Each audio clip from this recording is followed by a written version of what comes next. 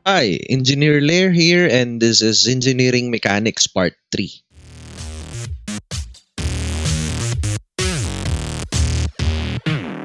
So, this is situation number 4.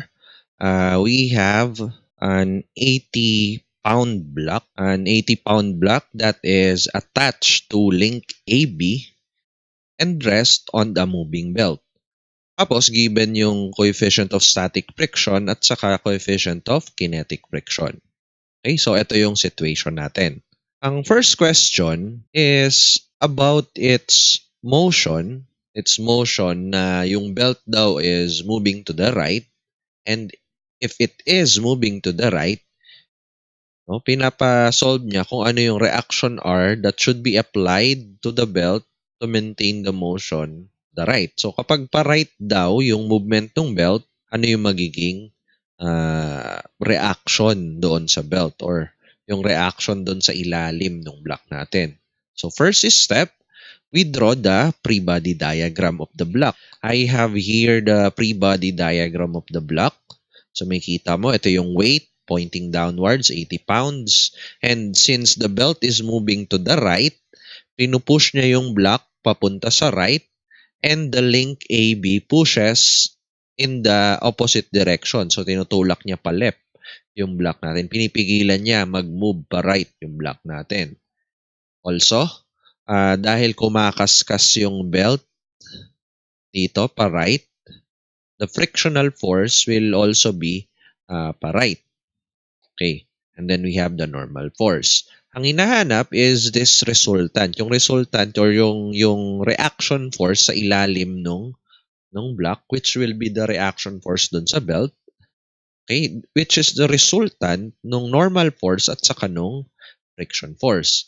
And by the way, since this is a moving system, the belt is moving, ang i-adapt nating coefficient of friction is ito, no, yung 0.2. Etong angle ng resultant from the line of action ng normal force, we can actually solve this using yung coefficient of kinetic friction, which is arctangent of 0.2. So, yan yung angle na yan. Now, I have three main forces na nag-a-act doon sa block. Yung weight niya, yung force ng link, at saka yung reaction sa ilalim. And I can actually create a triangular force system, yung force triangle nung tatlo. Okay, so ito yung force AB. This will be yung reaction R, and then yung downward na W, which is 80 pounds. At mapapansin mo, pag pinagkabit-kabit mo yung mga vectors na yan, kailangan maging isang closed loop siya for equilibrium. Okay? Since hindi gumagalaw yung block natin, alam natin it's in equilibrium. Ibig sabihin, yung mga external forces applied sa kanya, kapag in-add mo using graphical method, this is yung addition niya using graphical method, magko-close dapat yung figure natin. So in this case, it's quite obvious na ganito yung magiging shape. Yung FAB has an inclination of 30 degrees dito. Course, 30 degrees din ito. Dahil given yun, ito yung 30 degrees. And yung R, ang angle dito sa taas, this should be yung arctangent ng 0.2. Of course, yun din yung angle dito. The arctangent of 0.2. Now, I have here the angle beta. Okay? And since 90 degrees to, alam ko na 30 plus 90 is 120 degrees. By sine law, I can see that R divided by sine of 120 degrees must be equal doon sa W, 80 pounds, divided by yung opposite angle nito is this, yung beta. Okay, sine ng beta. Sine ng beta. But what is beta? Beta is 90 degrees minus 30. So that's 60 degrees minus itong angle na to, which is arctangent ng 0.2. Okay, solving for R, ginamit ko yung calculator ko. Tinype ko lang dito. Kinross multiply ko yung sine 120 papunta kay 80. And ang resulta is 92.23. So R must be 92.23 pounds. So this is my answer for problem number 11. So 92.23 ang pinakamalapit na sagot sa choices, of course, is letter B, itong 92.24. Calculate the reaction R that should be applied, pero this time, the motion is to the left. So it's the same figure, the same given, pero ito yung difference. Yung belt natin, it's moving to the left. And because it's moving to the left, the free body diagram will be something like this. Ito yung free body diagram. Ano ang nag-iba? Nag-iba yung direction ng frictional force. Dahil to the left na siya, the frictional force doon sa block will act to the left din. Once again, yung angle na to nung resultant ng normal force at friction force will be the arctangent of 0.2. Gagawin lang natin ulit yung ginawa natin kanina, but this time iba na yung direction ng R. By drawing yung mga lines of actions na yan. So pag ganito si FAB, si R is pag ganon, at pababa naman yung 80 pounds natin. And completing yung triangle, yung mga angles ng triangle, I know na kung 30 to, ibig sabihin ito ay 60 degrees. Yung katapat ni R is 60 degrees. Alam natin na 60 degrees to at alam natin na ito ay yung arctangent. Okay, yung arctangent ng 0.2. This means this angle must be 180 minus 60 degrees. That's 120. So, itong angle na to is 120 minus yung arctangent ng 0.2. Okay, again, using sine law, R divided by yung opposite angle ni R is 60. So, sine 60 degrees must be equal doon sa 80 pounds divided by ang opposite angle niya is yung 120 minus arctangent of 0.2. So, 120 sine ng 120 degrees minus arctangent ng 0.2.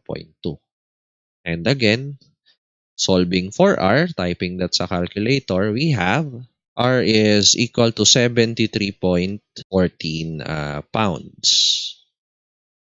Ito yung answer natin, 73.14 pounds. And nakita mo, 73.14 pounds is letter C. So, C ang sagot sa number 12. Okay, problem 13 naman. It's still related, pero ang sinasabi niya, calculate the horizontal force P that should be applied to the belt to maintain its motion to the left. So, same pa rin yung figure natin, pero ang hinahanap niya naman is not the reaction force, pero pare, ito yung belt.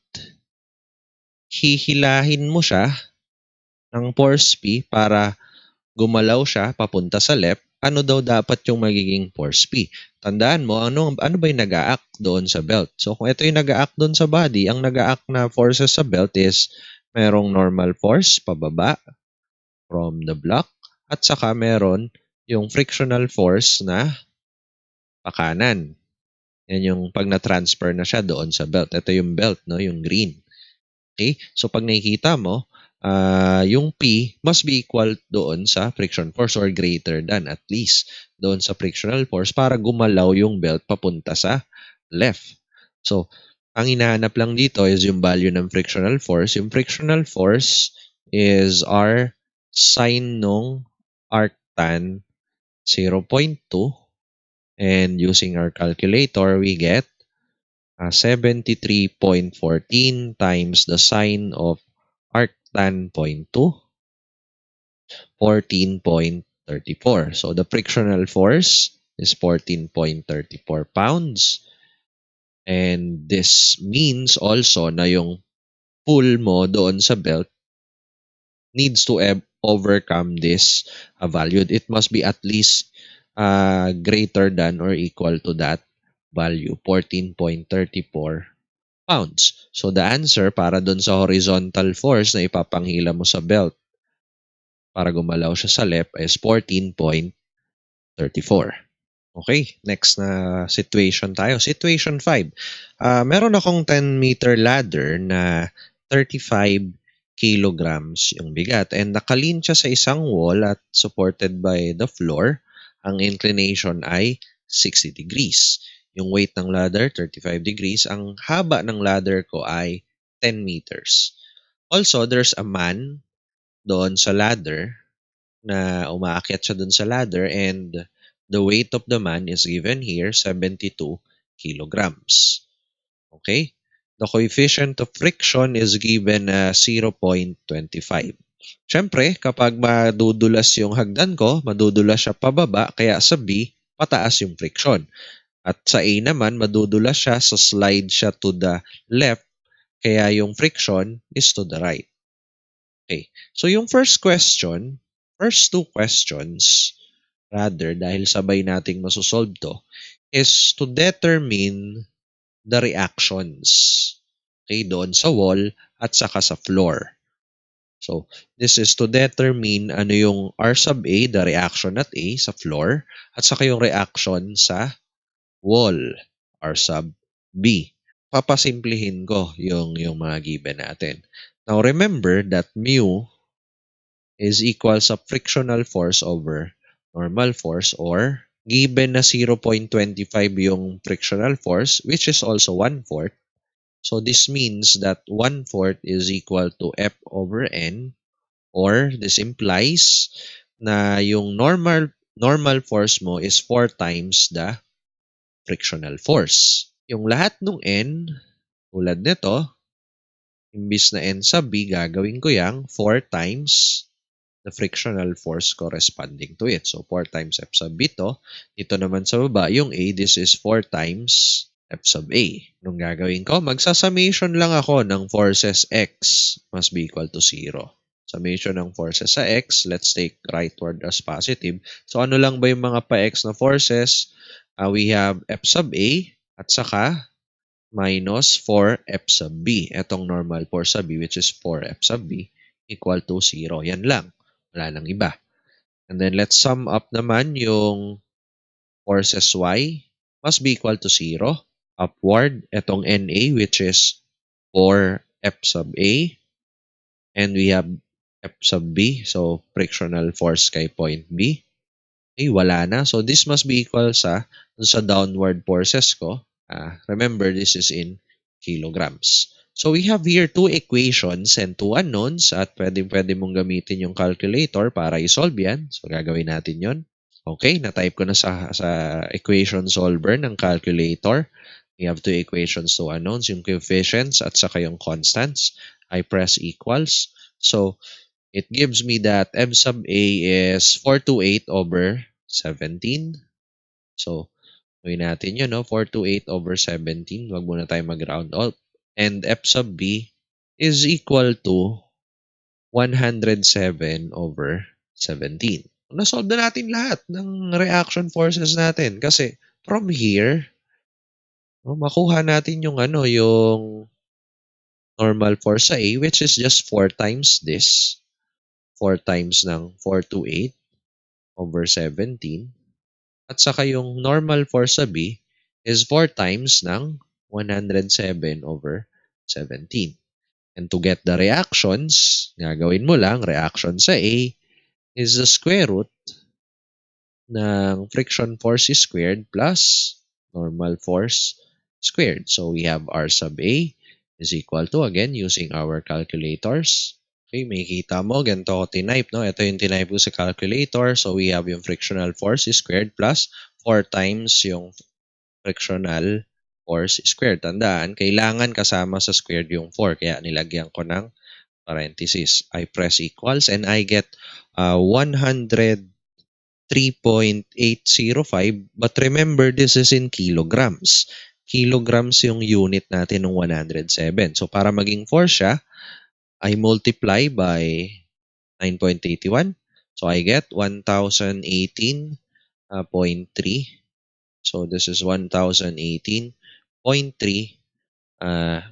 newtons. And as you can see, sa choices natin, for A, ito, number 15 yon. For A, this is 1018.3.